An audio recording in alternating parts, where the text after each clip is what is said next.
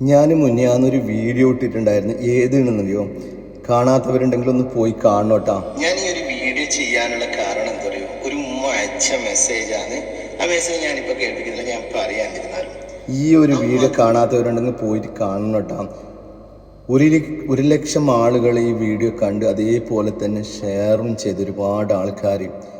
അതിനുശേഷം ഈ വീഡിയോ കണ്ടതിന് ശേഷം ഒരുപാട് സഹോദരന്മാർ എനിക്ക് മെസ്സേജ് ഇടുകയുണ്ടായി, വിളിക്കും. അതിൽ ഏറ്റവും വിഷമകരമായ ഒരു കാര്യം ഞാൻ നിങ്ങളെ പറയാൻ വേണ്ടിയിട്ടാണ് ഒരു ചേച്ചി മെസ്സേജ് ഇട്ട് പറഞ്ഞത്.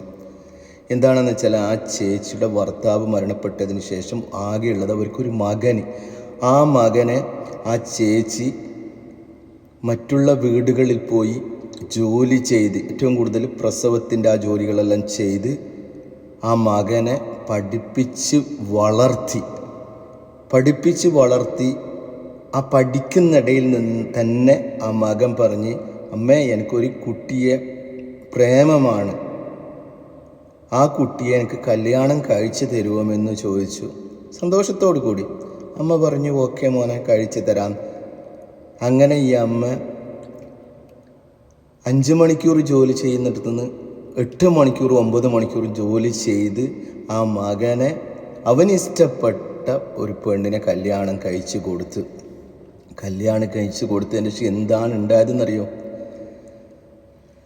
ആ പെണ്ണ് കല്യാണം കഴിച്ചു കൊടുത്ത് വന്ന ആ പെണ്ണ് പറയുന്ന മാതിരി അവൻ്റെ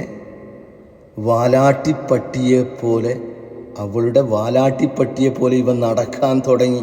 സോറിയേട്ടാ, ആ വാക്ക് ഞാൻ ഉപയോഗിച്ചല്ലോ, നിങ്ങളോട് ഞാൻ ക്ഷമ ചോദിക്കുന്നുണ്ട്. എന്തിനും ഏതിനും അവൾ പറഞ്ഞ മാതിരി അമ്മനോട് ഇങ്ങോട്ടേക്ക് ചൂടാന്ത്. ഒന്ന് മനസ്സിലാക്കണം, ആ ഭർത്താവ് മരിച്ചതിന് ശേഷം ആ മകനെ വളർത്തി വലുതാക്കിയ അമ്മൻ്റെ വിഷമം നിങ്ങൾ മനസ്സിലാക്കണം. എന്നിട്ടോ അമ്മനെ വിട്ടിട്ട് അവർ വേറെ താമസം തുടങ്ങി. എത്രത്തോളം സങ്കടമുണ്ടല്ലേ ആ അമ്മക്ക്. ഇങ്ങനെ ഒരു മക്കളും ചെയ്യരുത് ഏട്ടാ, ഒരേ മക്കളും ചെയ്യരുത്.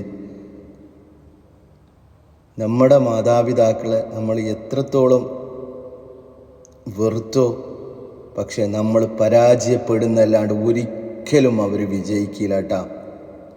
എത്ര കഷ്ടപ്പെട്ടിട്ടായിരിക്കും ആ അമ്മ ആ മകനെ വളർത്തി വലുതാക്കി ഇവിടുത്തം വരെ എത്തിച്ചത്. എന്നിട്ട് അവനക്ക് ഇഷ്ടപ്പെട്ട പെണ്ണിനെയും കല്യാണം കഴിച്ചു കൊടുത്തു.